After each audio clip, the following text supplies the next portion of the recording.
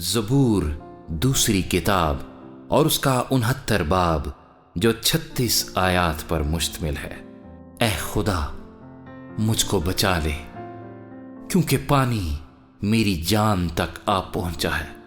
میں گہری دلدل میں دھسا جاتا ہوں جہاں کھڑا نہیں رہا جاتا۔ میں گہرے پانی میں آ پڑا ہوں جہاں سیلاب میرے سر پر سے گزرتے ہیں۔ میں چلاتے چلاتے تھک گیا، میرا گلا سوکھ گیا۔ میری آنکھیں اپنے خدا کے انتظار میں پتھر آ گئیں۔ مجھ سے بے سبب عداوت رکھنے والے میرے سر کے بالوں سے زیادہ ہیں۔ میری ہلاکت کے خواہاں اور ناحق دشمن زبردست ہیں، پس جو میں نے چھینا نہیں مجھے دینا پڑا۔ اے خدا تو میری حماقت سے واقف ہے اور میرے گناہ تجھ سے پوشیدہ نہیں ہیں۔ اے خداوند لشکروں کے خدا، تیری آس رکھنے والے میرے سبب سے شرمندہ نہ ہوں۔ اے اسرائیل کے خدا، تیرے طالب میرے سبب سے رسوا نہ ہوں، کیونکہ تیرے نام کی خاطر میں نے ملامت اٹھائی ہے۔ شرمندگی میرے منہ پر چھا گئی ہے۔ میں اپنے بھائیوں کے نزدیک بیگانہ بنا ہوں اور اپنی ماں کے فرزندوں کے نزدیک اجنبی، کیونکہ تیرے گھر کی غیرت مجھے کھا گئی اور تجھ کو ملامت کرنے والوں کی ملامتیں مجھ پر آ پڑی۔ میرے روزے رکھنے سے میری جان نے زاری کی اور یہ بھی میری ملامت کا باعث ہوا۔ جب میں نے ٹاٹ اوڑھا تو ان کے لیے ضرب المثل ٹھہرا۔ پھاٹک پر بیٹھنے والوں میں میرا ہی ذکر رہتا ہے اور میں نشے بازوں کا گیت ہوں۔ لیکن اے خداوند، تیری خوشنودی کے وقت میری دعا تجھ ہی سے ہے۔ اے خدا، اپنی شفقت کی فراوانی سے اپنی نجات کی سچائی میں جواب دے۔ مجھے دلدل میں سے نکال لے اور دھنسنے نہ دے۔ مجھ سے عداوت رکھنے والوں اور گہرے پانی سے مجھے بچا لے۔ میں سیلاب میں ڈوب نہ جاؤں اور گہراؤ مجھے نگل نہ جائے، اور پاتال مجھ پر اپنا منہ بند نہ کر لے۔ اے خداوند مجھے جواب دے، کیونکہ تیری شفقت خوب ہے۔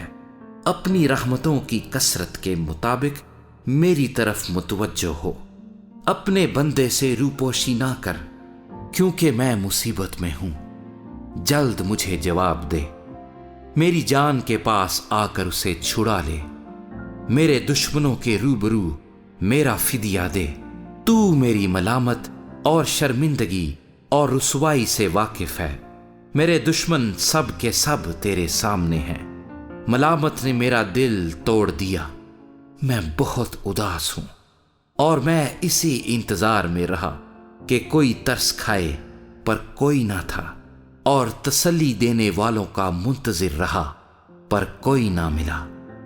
انہوں نے مجھے کھانے کو اندرائین بھی دیا، اور میری پیاس بجھانے کو انہوں نے مجھے سرکہ پلایا۔ ان کا دسترخوان ان کے لیے پھندا ہو جائے، اور جب وہ امن سے ہوں تو جال بن جائے۔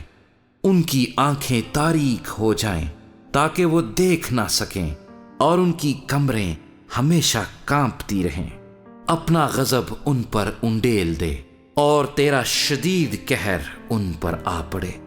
ان کا مسکن اجڑ جائے، ان کے خیموں میں کوئی نہ بسے، کیونکہ وہ اس کو جسے تو نے مارا ہے ستاتے ہیں، اور جن کو تو نے زخمی کیا ہے ان کے دکھ کا چرچا کرتے ہیں، اور ان کے گناہ پر گناہ بڑھا، اور وہ تیری صداقت میں داخل نہ ہوں۔